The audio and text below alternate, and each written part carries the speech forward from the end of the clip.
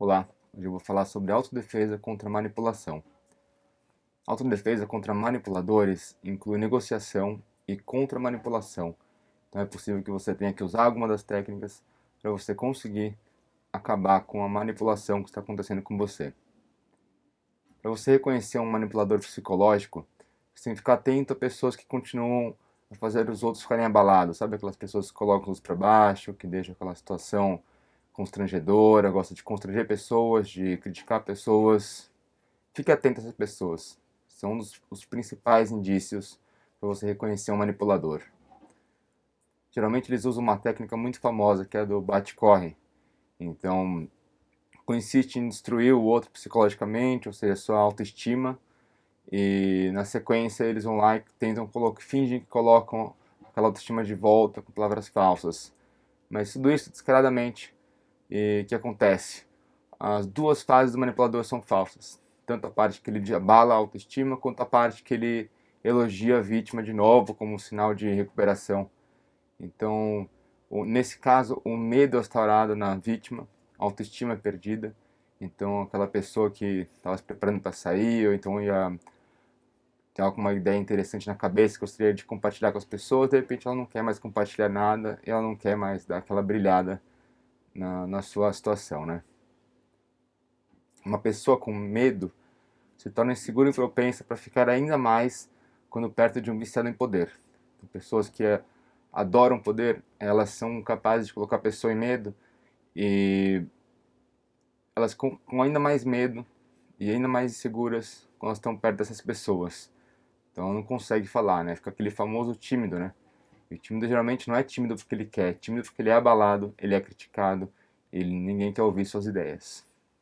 Então, naquela situação que você se sentir pressionado, é necessário dizer para o agressor o que está acontecendo, descrever a situação, escrever como você está sentindo, e dessa forma o agressor já vai se sentir rendido, já vai sentir que você percebeu o que ele está fazendo, e ele já vai dar uma brecada na situação.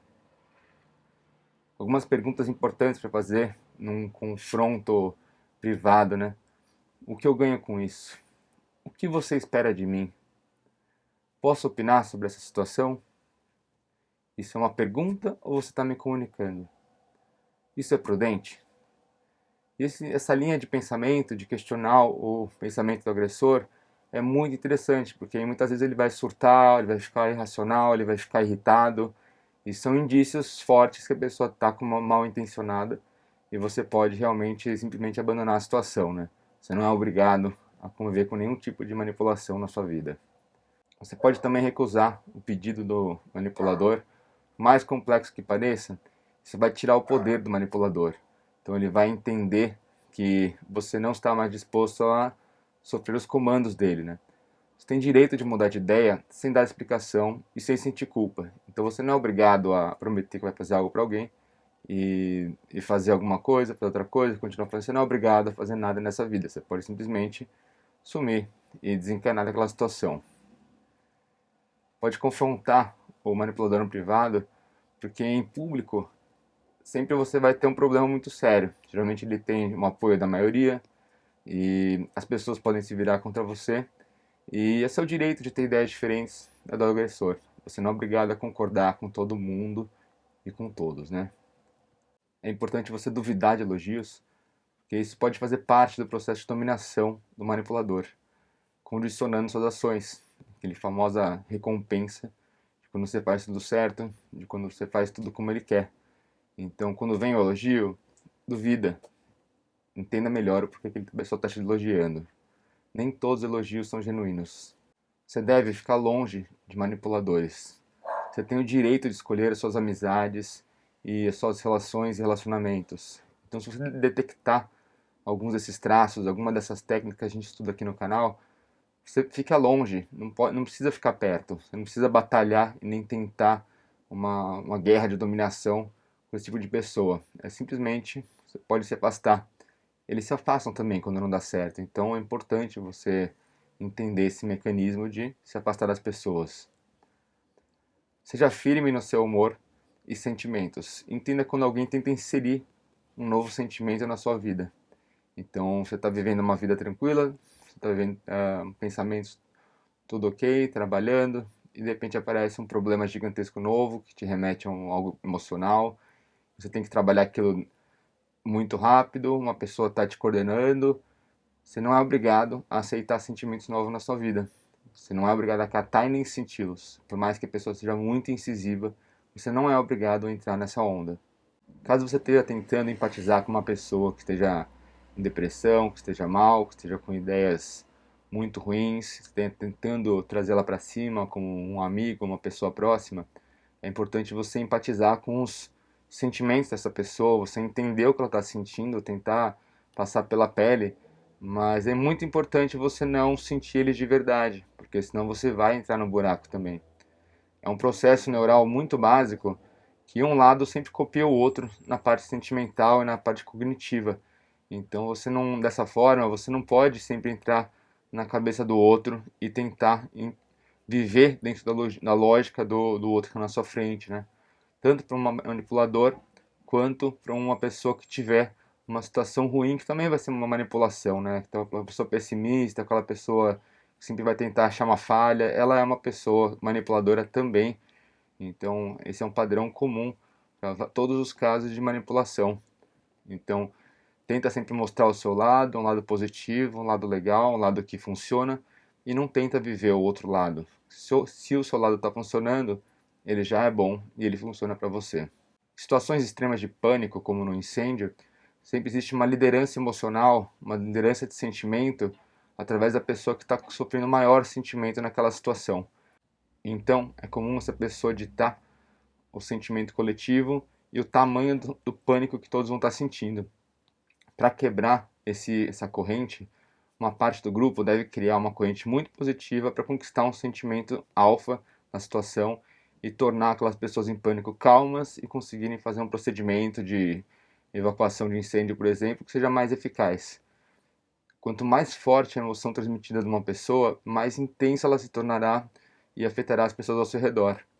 Então, basta uma pessoa completamente paranoica ou com ideias erradas para um grupo todo se contaminar, caso os sentimentos dessa pessoa sejam os mais intensos do grupo. Então, é muito difícil de reverter esse tipo de situação.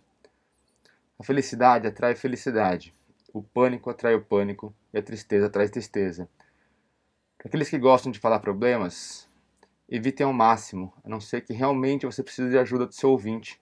Então tem aquelas pessoas que gostam de ficar contando os próprios problemas, de ficar trazendo novos problemas e questões que elas não estão de verdade a fim de resolver. Então a pessoa acaba ouvindo, dá suas dicas, dá com sua experiência, mas ela não está a fim de acatar nenhuma resposta, nenhuma solução. Se você estiver nessa situação, não leve esse problema para o público, porque você não quer uma solução. Então a pessoa acaba só vomitando, gastando o tempo de todo mundo e não ganha nada, não faz ninguém ganhar nada com aquela situação. Não necessariamente um sentimento vem através de uma situação racional. Às vezes é uma situação completamente emotiva e não faz sentido o caminho que ele está trilhando para o caminho que ele realmente quer chegar. E nesses casos na sociedade a gente tem diversas ferramentas, como terapia, como psiquiatra, como todos os tipos de ajudas emocionais que a gente tem para tentar tirar desse tipo de situação. Quando um terapeuta encontra um agente psicológico interno do indivíduo, ele pode ser facilmente mapeado, tratado, desmontado, explicado, e dessa forma o indivíduo consegue realmente se curar da sua situação. Agora, quando é um agente externo que causa todos esses sentimentos e toda essa confusão mental, não tem como resolver esse tipo de situação. Esse indivíduo externo sempre vai trazer as mesmas táticas e condições para aquele indivíduo que está mal, que não está legal.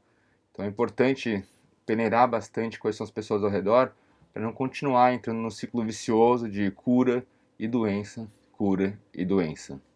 As pessoas mais gratas a você são aquelas pessoas que recebem a maior parte de um sentimento que apreciam em suas relações pessoais. Então são aquelas pessoas que recebem de você um sentimento muito positivo, um feedback muito bom, dicas muito boas, ele se sente bem, você dá aquela dica que realmente ele fatura dinheiro, que ele consegue chegar onde ele quer chegar, dá uma rota de viagem que realmente ele acha interessante, ele quer saber a sua próxima dica. Então essas pessoas que acabam sempre voltando são essas pessoas que recebem de você esse tipo de coisa, né? felicidades e sentimentos extremos. Nunca tente acalmar alguém que está chateado. Se compare a ele e aumente suas preocupações.